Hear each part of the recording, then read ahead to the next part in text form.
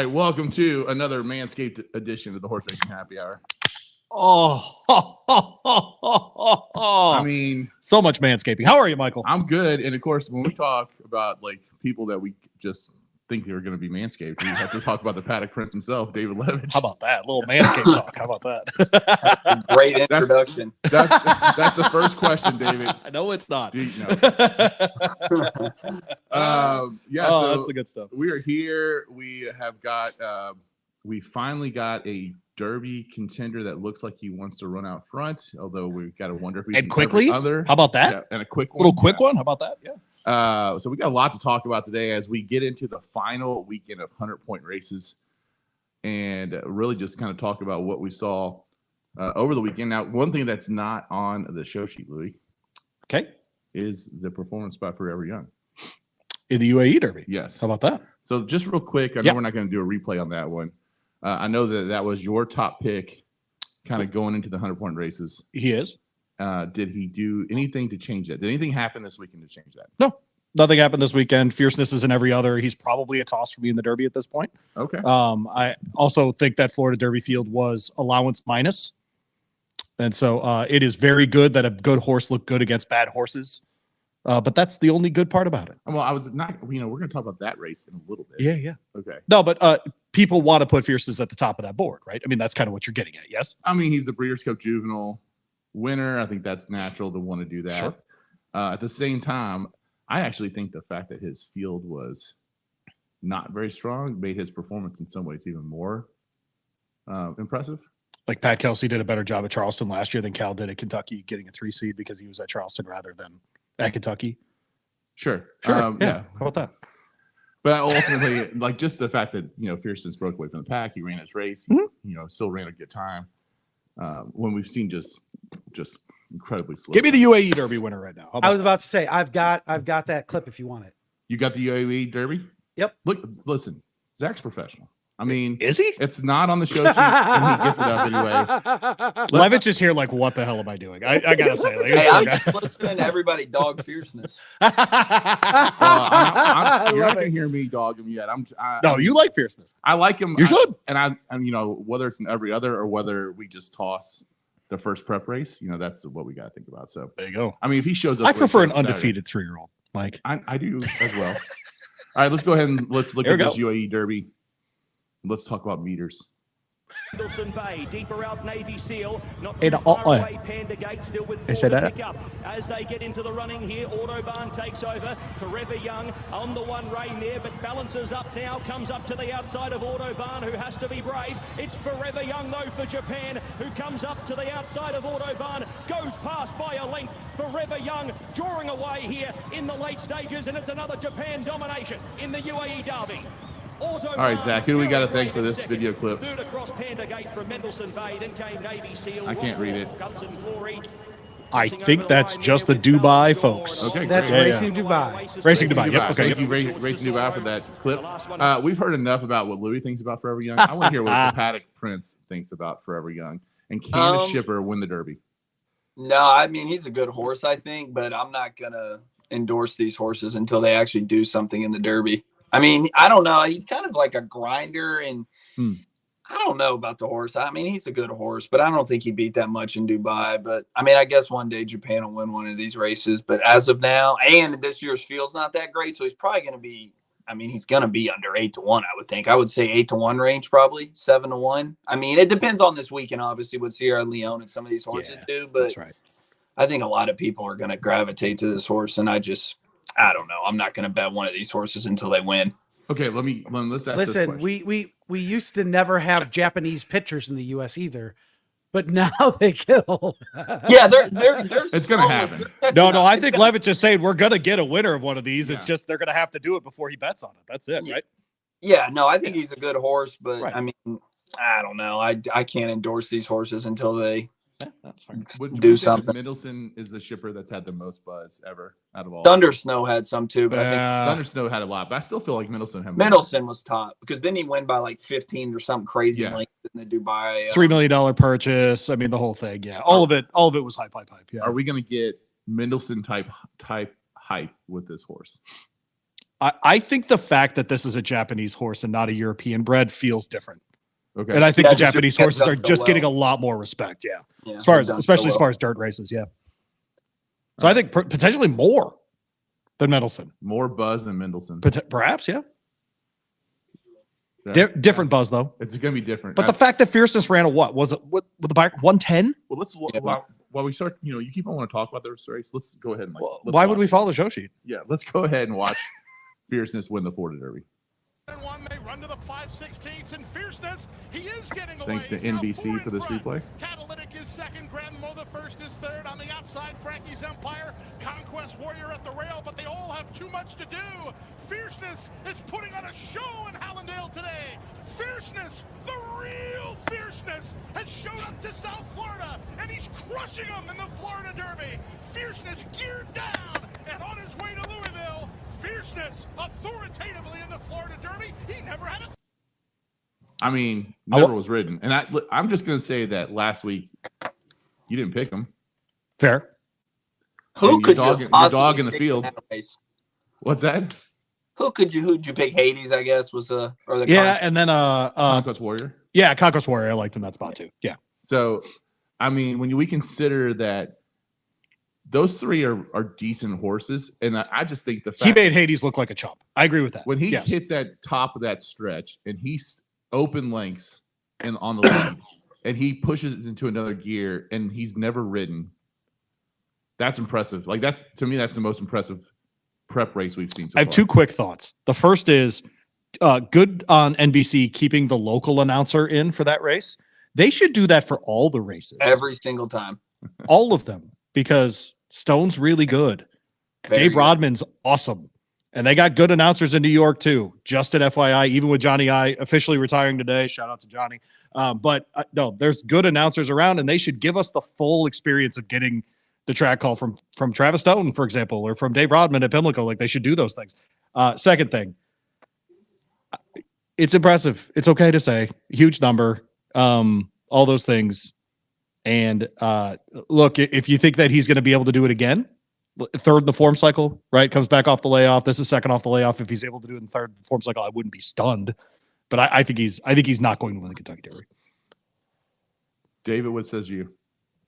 I think if he gets a half decent post, I think he's a very likely winner at this point, because if you look at his race, he also beat horses like Mute by like 5 lengths in the Breeders' Cup. So it's not like he did beat a bad field in the Florida Derby. I mean, there was a lot of allowance horses. And the horse that came second had never even been 2 turns and was never even, I don't even think he'd run into stakes race at this point. But I think if he gets a half decent post and breaks well, I just think he has way more upside and ability than all these horses, and he has speed. And I think the Derby, I mean, I could be wrong about this. I feel like speed is so important in the Derby, as long as they're not going 45 again like they did a couple years ago. But I feel like you want horses that can be forward.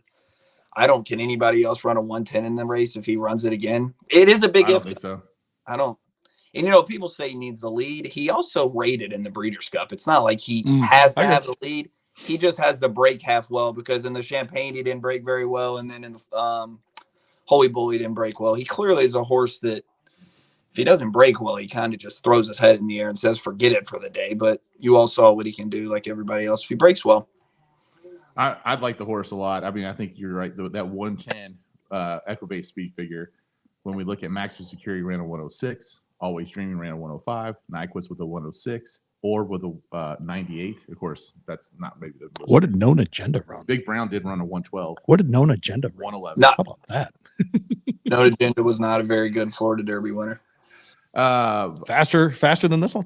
Yeah, How about which is hard to believe. Which is very hard. No, it's very hard to believe. I know, I get it. He never did a thing really before that or after that. Right. yeah, nothing. That's fair. Yeah. I don't know, man. I think. Hey, I want to be clear. All the connections make sense. Ownership, trainer, jockey, all of it makes sense. I'm not saying it doesn't make sense. I think he's in every other type. I think in a 20 horse field, he gets bumped in the gate. He's done. If Rapoli The other thing about him is, I don't know if really what other speeds are in the Derby this year. That's without the Kaplan. real question. No like, question. I don't know who has a bunch of speed to where if he breaks well, somebody's going to have to be flying to keep up with him, I would think. I don't know what horses have a lot of speed to begin with in this race. And and we're dogging this field, but what other races had a good field besides the Bluegrass, which we're going to talk about here in a little bit? The Wood's got a pretty decent field, but The Wood has a good betting race. But I mean, how good the quality. Arkansas Derby wasn't a great field, Timberlake Derby definitely wasn't a great field, right? So when you look at the fields of who he's beat, I mean, no one's really beat anybody, I guess my larger point on that would be take the race for what it is, but not that he beat the horses by X number of lengths. Okay. Take his performance as standalone rather than what he did against those horses. But I think if you don't like him, you can't use him in anything because he's kind of an all or nothing horse. Like if you like him, you probably single him. If you don't like him, you don't even use him. I don't even know if you defense use him because he's kind of an all or nothing type horse. Yeah, he's never really fought on for a second or third. Like he doesn't really fight on. That's actually true. Yeah, that's a very good point. Yeah. Absolutely. Okay, well now we're going to move on to Oakline. Our man Matt Ditterman, who was on the show last week, on his first ever call for an Arkansas Derby winner. Let's watch him for grade 1. How about this? Win the Arkansas Derby. Forward turn. There goes Muth to challenge Timberlake, and the race is on now. Muth on the outside, strides level. Timberlake back in second as Muth takes command. Muth and Juan Hernandez have a quarter-mile more to get, and Hernandez gives them the cue to go, and Muth off the turn, still in front. Timberlake second, Jess Steele third, then Mystic Dan who tries to rally on. Furlong to go. It's Muth. Jess Steele running huge in second. Timberlake third. Muth with a 16 to go. He's opened up by 3, and it's Muth coming down the stretch in Hot Springs to win it. Muth, the son of good magic, wins the Arkansas Derby. No points for Muth in that race yet. Very good horse. He is a good horse. I agree. Juan Hernandez did a really nice job too. Worth mentioning. All right. First off, Matt Ditterman, other news this week. Yeah. I mean, getting them on the job. Congrats to Matt Ditterman. We love Matt. He's going to crush. Second, beyond that, Muth has his performance, and then we get this lawsuit. And I don't think any of us really want to go on and on about this lawsuit and get on your show. Sure.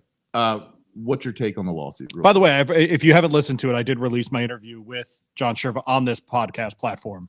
So if you want to hear about the lawsuit itself, you can go back and listen to that. I thought you were going to say. I thought you were going to talk about how Matt Ditterman, another career made by his appearances in the horse race. Oh, I don't have to do that anymore. It's so obvious. So obvious. Yeah, right. Yeah, no. Everyone just knows that. No, it's look, it's an awesome performance, and it's set up what we've all talked about all year, which is that the Preakness is going to be awesome, and a 10 furlong Belmont's going to be fire as far as a betting race. I mean, those things are just true, and so, I mean, I appreciate Zidane. This lawsuit I like more than the others. Okay. Because I think the reasoning is more reasonable. In other words, coming to a judge and saying, just coming to a judge and saying, we bought these horses a year and a half ago under the assumption that we'd be able to run them this year. And then we were told in January all of a sudden that wasn't going to happen. I think that's a more reasonable tact than they've had in the past. And Baffert's name isn't on this thing, right? All they need is one judge to say, you know what? I kind of see what they're saying here. That's all they need. They need the injunction, really. That's what I'm getting at. Yeah. They just need an injunction and then the inability to fight it before Derby Day. Levitch, you want to have anything about this? About the lawsuit or the race itself? Let's say the lawsuit first, and you can decline the comment if you want. No, I mean, I think, I just don't disagree with Churchill not letting horses like Baffert run, but that's a whole nother story. I think you just want to see the best horses in the race. I mean, I think it's a little late for the lawsuit. Obviously, he did it right after Muth won the race, maybe a month or so ago, but it's just kind of takes some of the allure from the race itself when you don't get to see horses like Muth run against, Fierceness. I know Niceos got hurt, but horses like that it's really, I don't think the lawsuit's going to work. It seems a little too late, but like he said, Louis said, Louis, whatever. I don't. I think the timing is very strategic. Yeah, it is kind of strategic because it's so close and he just won. So maybe it's like, we'll get him in. Yeah. Right. Other news out of the Arkansas Derby, and then we can talk about Muth's performance. Timberlake ruled out of the Kentucky Derby after a very lackluster performance. Pat Day Mile, baby. So, yeah. Nash is running there, too. Yeah, it's going to be loaded. Yeah, that Pat Day Mile, if you've been listening to this show for a while, should be fire. Might be the best race of the day. It kind of the American Turf's going to be dope. Yeah. Like, dope. Yeah. Right. Yeah. So what'd you take out of Muth's performance? David? I think he's a really good horse. I mean, obviously he will probably be in the Preakness. He's got good speed. I think he's just a very talented horse. I mean, I think Just Steele is a cool horse that came second. I don't think he's going to want to get the Derby distance, but he's a really cool horse. And I think when he shortens up a little bit to a mile 7 furlongs, he's could really have his day one day. But he's a really cool horse that shows up all the time, and Lucas is back in the Derby. I feel good for Muth and the connections winning this kind of race. You don't really get to hear small trainers like Bob Baffert winning the Arkansas Derby all the time. Ownership groups like the Zahn Racing Stable. So you just feel good for the little guy there. They only paid $2 million for this horse. So, it's a nice thing to see them get a third of that money back. Same connections as American Pharoah. How about that? If you want to get what Louie's throwing out there. So, yeah, I know. We'll see. We'll see what happens if they get that injunction at the horse races. Do you want them to get an injunction? No, I want Rapoli to win Derby 150 because I think he's going to be off the wall. Like that press conference, we might delay. Well, we're not doing a post-race show. I will be at that. Well, I was going to say not yet, but yes. If he wins, we might just jump. Might have to, yeah. We might just, yeah. I mean, it is. It would be cool. It'd be crazy. And then Pletcher's got to be forced with the decision: does he run in the Preakness or not? Never won the Preakness. Well, I mean, he hates the short layoff, right? Really so, does, yes. I mean, if my horse ran a 110 then won the Derby, you obviously probably have to run in the Preakness, but that would be a tough ask. I mean, you kind of have to, though. Yeah, you do kind of. I mean, but it's definitely something he does not want to do. So, that's right. Yeah, that's right. Yeah. All right, so let's talk about our points. Anything else you want to add before we go into the where we stand going into the last weekend? No, I think that's it, man. For especially for last weekend's races, yeah. All right, we'll start with the Oaks horses. So our top 5 Oaks horses right now, as far as points go, Tarifa is number 1 with 150 points. Still not your number 1 choice there, right? No, Tarifa is my number one choice. Okay. I don't understand for other people how she isn't the number 1 choice for people. That's what I don't understand. All she does is win. If people like fierceness, they should love Tarifa, and I'm not kidding. David, any take on Tarifa? Oh, good, David. Okay. Sorry, my phone. My phone's dying, so apologize, but better.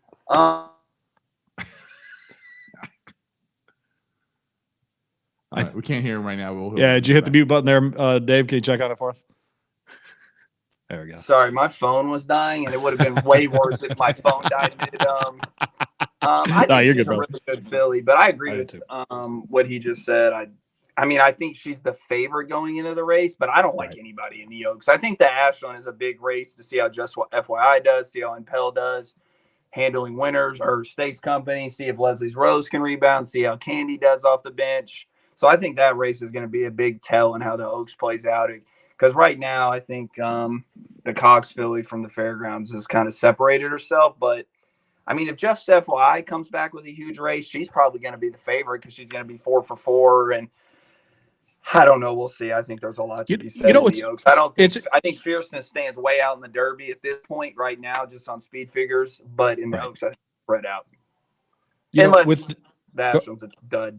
I guess if the Ashland winner was a dud somehow, but I don't see that happening because it looks like there's 4 or 5 legit horses in there. I agree with that. I totally agree with that, to the point that I think like a Jody's Pride, who's 8-1 on the morning line, has a serious shot in the Ashland. Yeah, she's a very nice horse. She is. And if Brad Cox wins this race with Impel, I don't think any of us would be surprised. The headline, the storyline I'll be watching, David and Mike, is coming out of that Remsen, how good those horses have been. Obviously, the 7th place finisher in domestic product wins the Tampa Bay Derby. Yeah. Right. The 1st and 2nd place finishers are Dordock and Sierra Leone. I don't need to put out their bona fides. They're racing against one another again here in the Bluegrass. So maybe a horse like Jody's Pride coming out of that busher, is that the horse coming out of Aqueduct? Are we going to see it on the filly side as well for the Oaks? I think Jody's Pride is going to surprise tomorrow at Keeneland. Jody's Pride in 5th place in points right now in the Oaks. And again, that's without running her 100-point race. West Omaha is in 4th. Torpedo. She's skipping. 3rd. What's that? She's skipping. She's skipping? Yeah. Yeah, she's going Black-Eyed Susan, so that takes West Omaha out. And then Power Squeeze is the number 2 point getter right now for the Phillies. So if we got if West Omaha's out, then Fiona's Magic would be the 5th horse in points with 60 points. And then we're just gonna start watching that cut line. Yep. Right now that cut line is for the Oaks, because they run 14, is at 45 points. Wow, man. That's really high, right? It's all-time high this year, but I want everyone to remember they raised the point values for not winning, and they raised the number of horses that get points in the races, right? So the thresholds were going to raise at some point. And for the Derby right now, it's at 30 points, but it'll be much higher than that after this weekend. The top 5 in the Derby leaderboard: Fierceness with 136 points, Catching Freedom with 125. Forever Young got his 100-point win this weekend. Endlessly with 100 points, and then Track Phantom at 70. But again, we have some major 100-point races. David, if you owned Endlessly and he looked as good as he did in the Ruby, would you try him in the Derby, or would you go back to the American Turf and be the favorite? The owners are pushing that. I kind of found out because I know somebody in that camp. Kind of the owners are pushing it because he's never had a horse in the Derby. Oh, okay. I think the smart choice is obviously to run in the American Turf because I don't think he trained very well over the dirt, but it is the Derby. You never know. I guess the owner's thinking, if I've never had a horse, this is the year. It's not the strongest race without the Baffords and some California horses. So maybe they just want to take a chance. But man, if it was the American Turf 750 now, 750 grand. I mean, sounds right, actually. Yeah, right. Yeah. Top 2 choice in that race, probably top 3 choice. So that would be hard for me to pass up. But then again, if you don't run in the Derby, you never know. You could have won the Derby, I guess. Whitmore ran last, and he went on to an okay career. He did. Yes. He did okay. Yeah, I imagine that's the thing. Like, you take your shot, and then you figure out where you go from there. Right. Although that 750 is. It's better than it was. That's $400K if you win. That's right. Yeah. Right. No, it's not. It's nothing. It's not nothing for sure. All right, so we're gonna. So I wanted to ask David, after Fierceness, who are your next 2 or 3 contenders that you think are serious shots, and how many are running in the Bluegrass? The Bluegrass is an interesting race. I think Deterministic is the wild card of the Derby so far because he hasn't hit the 2 turns yet, but he's been very good in 2 races, and he really looked good in the Gotham. But I guess we're going to find out this weekend about the 2 turns. I think he has the one that could have a real upside in terms of something we haven't seen yet. For we've seen a lot of, and we'll talk about the Bluegrass too. There's a horse I just don't understand in there that people like, but we can talk about that when we get to it. But I think Deterministic is the horse. Deterministic is the one I want to see what he can do. He'll be in the wood. Yep. I want to see what he can do. So right now I would have him at 2. And after that, I guess Sierra Leone or some of, I think he's probably the best. He's probably the best closer in the race. I think right now, the best horse with the best late kicks. I guess I'd throw him in there at this point. There you go. Well, like that. So David, Louie and I are in the second week of manscaping. And if you need some tips, on how to handle that, if you need help. That's an after the show thing. Well, I mean, we could teach them on how to get the ladies. Is that a different episode of this show? He put his hand on his head. Look at him. He's in pain right now. He's so much pain. Well, when he said I need tips, I was like, I don't know where this is going. By tips you mean listen to what Mike says and do opposite, and then do the exact opposite. Yeah, I've been happily married for a long time. I've been very happily. So is Louie. So one of us is happy. Remember, our discount code is horse racing. Get in there, 20% off and free shipping at manscaped.com.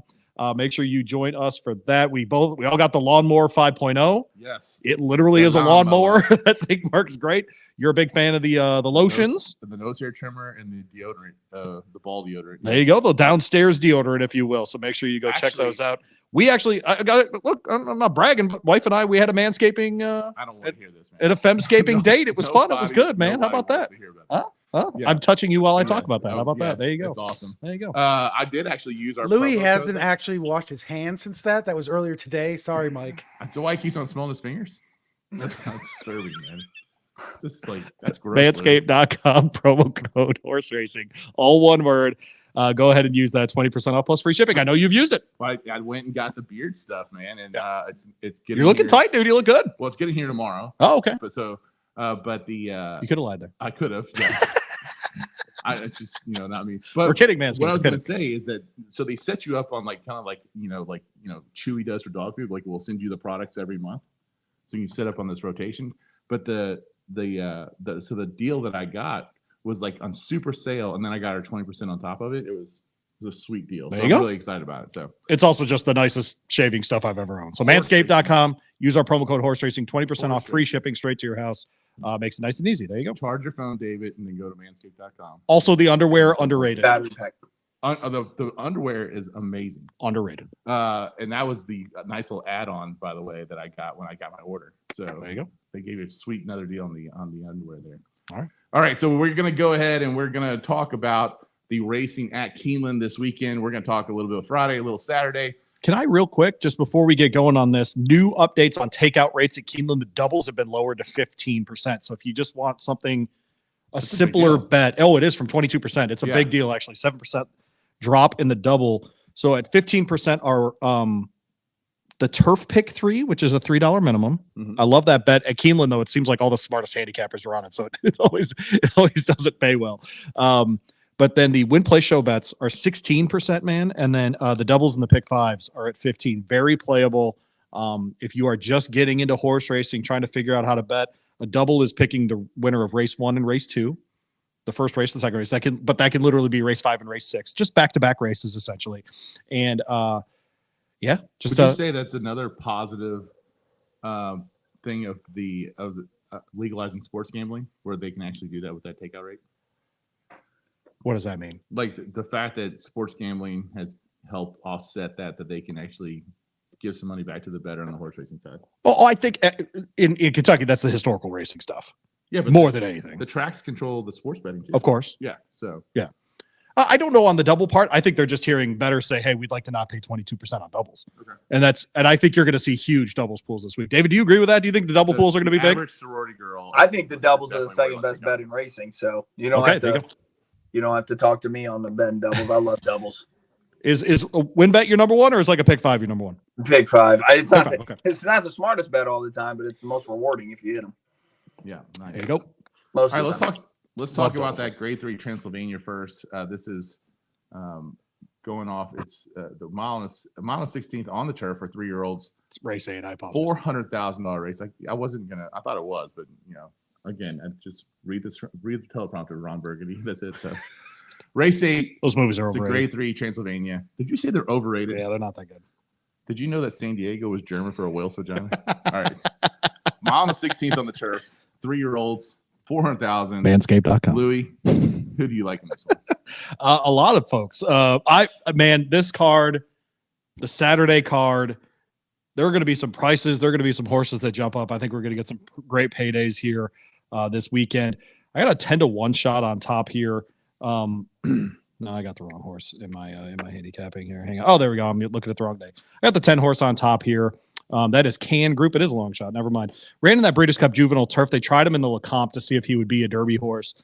Didn't like it. Ran 4th by 2 lengths under Flavian Pratt when the 3 of us actually were out at Santa Anita for that Breeders' Cup. Coming back after a win in the Bourbon last year. So 1 run, 1 win at Keeneland. Seems to like the course.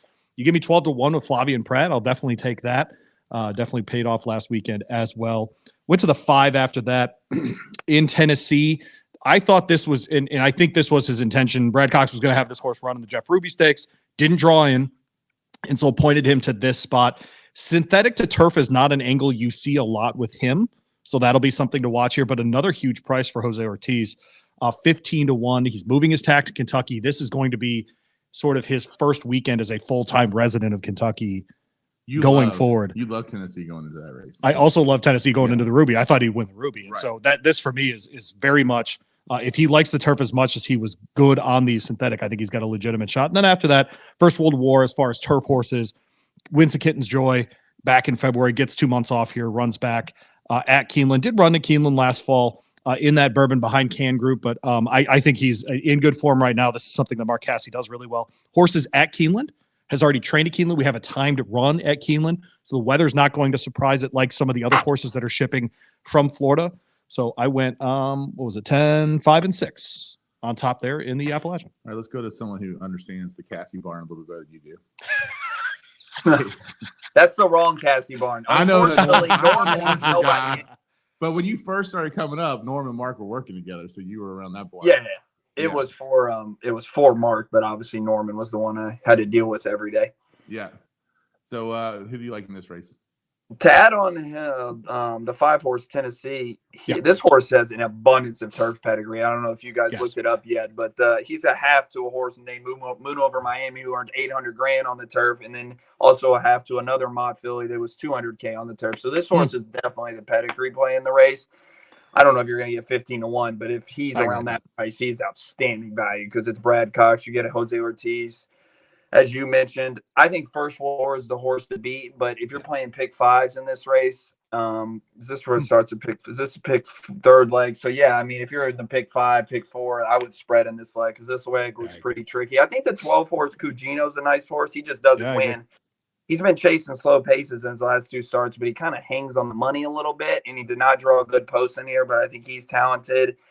And then you always have the Charlie Appleby in here, the 8. They don't ever look that great on the program half the time, and then they come over here and run like monsters. So I guess we'll see. That's Frankie Dettori's only mount of the day also. I don't know if that was he's going back to Santa Anita on Saturday, so he's flying out here to ride this horse, and then he's going back to Santa Anita on Saturday, so that's probably a horse you want to keep an eye on. But I think this would be a spread race, but I would put First World War on top and then use Tennessee definitely, and pick 5s, pick 4s, and underneath. I love that angle, by the way. Just which one? The Dettori angle. I mean, I agree. Obviously, just he's not flying in for nothing. That's right. Yes, I agree. Yep. You get a paycheck and then go home, right? And he'd like a bigger paycheck than not. How about that? Absolutely. What's up, Dave? I think that was his only mount I saw. I mean, I could be wrong about that, but I didn't see another mount for him because I would even thought to myself, he's coming all the way to ride one horse for his old boys at Godolphin. They pay pretty well, I heard. Yeah, they do. They have a lot of good horses too. I don't know if you heard that they have a lot of good horses, but they have good horses. Another small outfit. Yeah, small outfit, but you have to root for them. Yeah, like that Baffert Arkansas Derby win. The Central Bank Ashland Stakes, the Grade 1 Ashland Stakes, is race 9. This is your Oaks preview, and this really is an Oaks preview because this field is just unbelievable. Loaded. 8 horses, and 7 of them are 10-1 or better. It's incredible just to see these odds. We've got the Breeders' Cup Juvenile Filly winner in Just FYI. And the new shooter at Impel. Yes, and Impel's right now is the favorite. So, and then we talked about Jody's Pride, who's at 8-1 and is in the top 5 in Oaks Point right now. So that tells you how deep this field is. It's $600,000 purse, mile and 16th at Keeneland on the dirt. And we'll go with David first. David, who did you like in this Ashland? I don't have the morning line in front of me, but I think Leslie's Road 4-1 on the line, 5-1 on the line. 4-1. That's the horse I was interested in here. She did not have a good trip last time. She was kind of stuck inside, but if you go to her first 2 races, they were pretty good. 87, 88 buyers, beat Gunsong in her second start, who came back to win to validate the race. Finally gets 2 turns here. I want to give her another shot. I don't know if she's good enough. She might not be near the competition level of some of these others, but I think if you were ever going to bet her, it would be today because if she would have won the last race in the Devona Dale, I mean, she's probably 5-2 in here because she's Pletcher. She's 2 for 3. Now you're probably going to get 9-2. I think Just FYI is going to be a little shorter in this race than 3-1. She's 3 for 3. So I think she's going to be a shorter. So if she can drift up, I think Leslie's Rose is the horse I'll probably bet in here. And then you have Impel.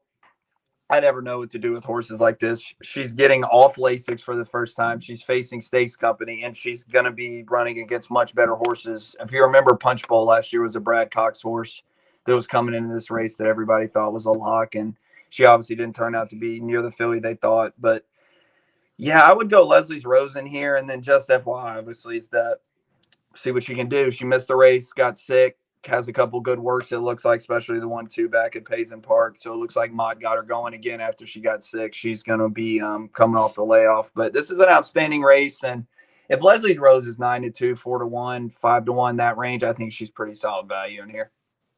Louis? I went outside. I went to Jody's Pride on top here, 8-1. I think what Jorge Abreu's done with this horse is noteworthy, frankly, because this is a guy with 5 wins the whole year, right? It's worth mentioning her first time routing was the Breeders' Cup Juvenile Filly. She lost by a neck. Yeah, I mean, like this is a great race. This is what we're talking about. She goes back to Aqueduct, terrible weather beginning of March in that busher. Obviously, 1-turn mile up there in the slop. But in that deep slop, man, she's still able to grind out 23, 46, 111, 138. I think those numbers, they'll be faster at Keeneland just because of the course is just not as deep as it is on Long Island. And so I think she'll be she'll take to the course well. She's been training at Keeneland recently after being trained at Belmont at their training facility before that. I do think Impel's got a serious shot here. I'll be very cold in my grave when Brad Cox beats me in an Oaks prep in a longer ticket. And so I think that's interesting. And if she runs her race, I do think Just FYI's got a serious shot here. I think one of the more underrated stats in horse racing is that Bill Mott wins about 17 to 19% of his races. But when he gets into graded stakes, he wins 25% of the time. And so this is a guy who places his horses well. He gives them the best shot to win in graded stakes company. So I do think Just FYI is absolutely an include. It's ironic. Leslie's Rose is my toss in this race. I'm fading the 3 here, actually, because she's never gone 2 turns. And I think you're not going to get much value on her because of the Irad Todd thing. So I'm going to try to beat the 3 in the Ashland. Some of the former winners of this race include Monomoy Girl, Malafat, Nest, Defining Purpose. So there you go. That's see, someday this will be an important race, and it'll be nice. Yeah, I feel bad for the Keeneland folks. Nothing horses winning this race. Ridiculous. Grade 1. It's the only grade. It's the truest of grade ones, man. Prep, isn't it? For the Oaks, yes. Yeah. For the Oaks. Yeah, Yes. I think it's the only one. As we move into Saturday, we're going to talk about the late pick 3 here, starting with the Madison. David, what do you make of just the popularity of trainers wanting to go to the Bluegrass Stakes when it's been a really just not a good indication? Is 91 the last winner to win the Derby? Yes. Yes. I mean, it's been a minute, dude. It's 91. So what do you make of it? I don't know. I guess some people treat it as it's a grade 1, and if they win a grade 1 race, it creates stallion value. So I don't know if people are looking at it. I don't know. These Derby preps are such good races for stallions because some of us are grade 1. I don't know if people even look at them as Derby preps all the time. It's more like, oh, let's win a grade 1 and then see what happens after that. Because if I win a grade 1, then I have a stud deal for the most part. So yeah, I don't know if it hasn't been the best success for the Derby, but if you look up comparable fields to this year, I mean, this looks like a pretty darn good race. It might not win the Derby, but you could see a lot of these horses going on after the Derby to winning grade 1s in sprint races, whether it is, or, different kind of races, 2-turn races. So I think it's a pretty strong field this year. All right, so the first race we're going to talk about on Saturday is race 8, the Resolute Racing Madison Stakes. It is a grade 1. And it is a 7-furlong race for fillies and mares, 4-year-olds, and upward. A little horse named Goodnight Olive won this race last year. $600,000 purse. Do we have a future Goodnight Olive in this race, Louie? I think we might. I think Red Carpet Ready is ready for a huge year as a 4-year-old, and I think she's going to be a massive competitor this season. Comes off the bench in early March in the Here Comes the Bride, because horse racing has the very best names for stakes races. Under Louis Size, he's up to ride for this one. That was at 6.5. We're going 7 here. She's not a get the lead and keep the lead kind of horse, so she's able to do it from second, third position, that kind of thing. So I'll go with Red Carpet Ready on top here, out of the Arnold barn there. See what she's got for us. I went out to the 8 Vava on the outside. She's won at Keeneland before, a second place on top of that. She won the Raven Run in October, so this is her first race back after that one. For the Cherie DeVoe barn, who is now, by the way, fully established. She's winning at 19% in graded stakes. Cherie DeVoe knows this is no longer a cute story. Cherie DeVoe is, or a nice story, or what I should use the word cute. I'm sorry, but no, it's not a nice story anymore. She's a legit entry anytime there's a graded stakes, and I think Vava's absolutely got a shot under Irad Ortiz for the first time. So I went 2-8 on very top. I'll give a look to the 6 as well here in Alva Star. The longer shot that I like here is Mary Quite Contrary, the 5 horse for Luca Panici here. For the Piesa barn. Luca's been on this horse. It's been running in grade 2, grade 3 sorts of insider info, great, down at Gulfstream Park. Ran once at Keeneland, really liked the track, almost won this race last year, only a length behind Goodnight Olive. If she runs back to her Keeneland form, I think she can win this race. 10-1's a really nice number. I'll definitely be using her in any exacta or trifecta kind of plays here. I completely agree with you on Red Carpet Ready. I wouldn't say she's the horse to beat in here, but I almost think she's kind of like the now in form horse that could only get better and has a lot of upside to move forward second time up. Yep. I like the 3 in here. We have to talk about a Norm Cassie horse, I think. If I agree. If you toss her last 2 races, she clearly wants no part of 2 turns. I don't know. There's nowhere else to really run her, I think, was Norman's thinking. Right. Like, you almost have to try it. She was 4 to 5. Well, what's the Azaria $600,000 race? I mean, it's not like, there's a check there so too, right? He tried it. Didn't work. If you go back to her Chaluki at Churchill, last time she ran 1 turn, she won by 8 lengths. So she's finally getting back to 1 turn. I have to play her in this race. I don't know if the last 2 races cooked her going 2 turns, but I think she's a horse that's going to create value in here. At least, she's got to be at least 6-7 to 1 in here, I would think, with the Red Carpet Ready and the outside horse for Cherie DeVoe, as you mentioned. But I got to play this horse in this race. It's finally gets back to what she's doing. She has speed. Just you got to hope that she hasn't been a little cooked up in her last 2 and hasn't lost a lot of confidence. So if she wins, do you sneak into the picture? Like, will you be in the No, Me and Norman, the year I worked for Mark, They had a falling out. Do you not know about that? No. Yeah, Really? it's been horrible. I can't believe you're doing this right now Oh, in front of all dude. these people. Yeah. No, me and Norman. Well, we always joke. Would that be The year great? I worked for Norman, he won 22 races with his dad, and they won the spring meet. And I literally have like 22 winner's circle pictures that I don't want anymore, and I have so many winners. So I've had enough winner's circle pictures. I used to sneak into them. Like he went Saratoga, was there one year, and I didn't even work for him anymore. Finish your drink. That's not even a humble brag. That's just annoying. You're annoying, David. Good Lord. Well, no, I had so many winner circle pictures. I need to get rid of them. Well, they won just like 20 races. Yeah. Oh, by the way, if anybody was wondering, this is not wine. This is the only water bottle I could find. I'm not plugging a wine bottle. This isn't vodka, I promise. Dad does work for Southern Wine and Spirit. There you go. Yeah. Shout out to It's an Evian bottle. So if you were wondering why I'm chugging at 750, it's just vodka. water. It's Grey Goose. It's pretty great. Yeah. But no, I don't sneak into winter circle pictures anymore. We're done with those days.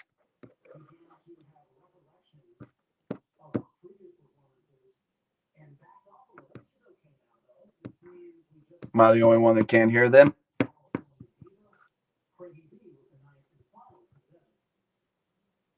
Louie, your mics went out. How does the host of the show's mic go out? I don't know. He kicked the cord. Mike pushed a button and ruined it all for us. See, we're just talking and they don't even know.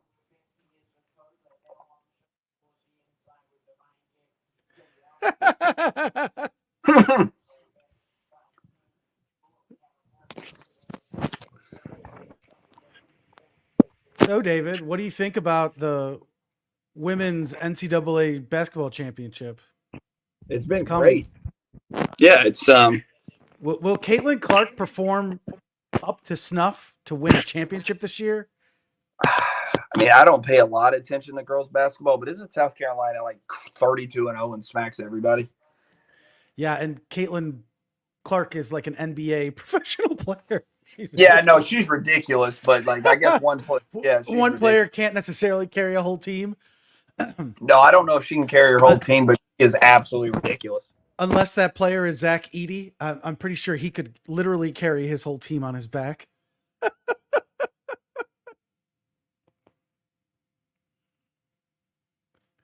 I have no idea what happened to Mike and Louie. All right, Mike, this is to encourage you. Here you go. There we go. That's Mike's sound effect right there. How did they lose sound?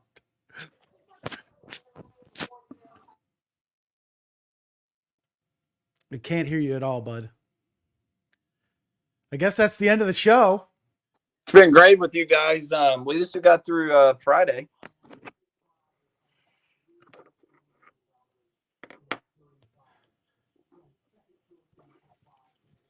Nothing. They just keep talking. It's very funny watching their faces. You would think two guys that are sponsored by Manscaped would be better with technology. Oh, man. He goes right for the throat. I love it. I actually didn't tell them I have a Manscaped product. I just didn't want to get into it because I don't want to tell them which one I had. I don't want to go. I don't know. They were talking about names of them all. Yeah, that's because they sponsor the show, David. They're great. Yeah, no, they are great. I have one. Yeah. And they have a thing on their clippers that I've never seen before, which is it's both the shaver and the clipper.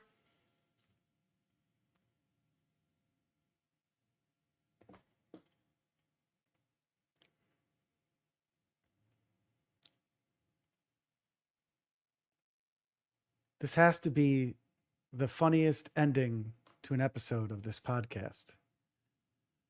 If you're on video right now, let me narrate for you. That's Mike's hand. He's trying to figure out what to do with the camera.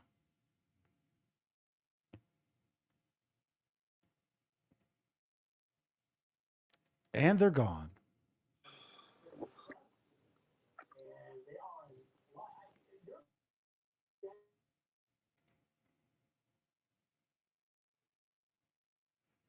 All right, they disconnected.